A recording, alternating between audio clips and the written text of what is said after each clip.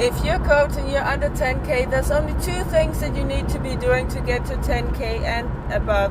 And that is getting people on the phone, so getting calls and taking calls. That's it.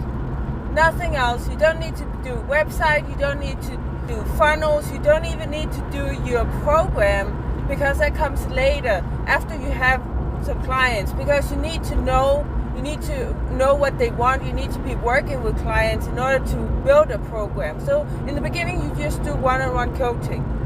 So do whatever it is that gets people to book a call with you. That's usually doing outreach, unless you shouldn't do paid ads anyway when you first starting out. So do outreach, talking to people, do a little bit of posting, reach out to everybody who's reacting to your post, and get them to book a call with you. That's it. And taking calls and getting better at those two things. And that's it. Then you'll be at the 10K really fast. So if you're a coach, consultant, or agency and you want high quality leads, then we can definitely help you out. So book a call to hear more about it. And give me a like, follow, and subscribe.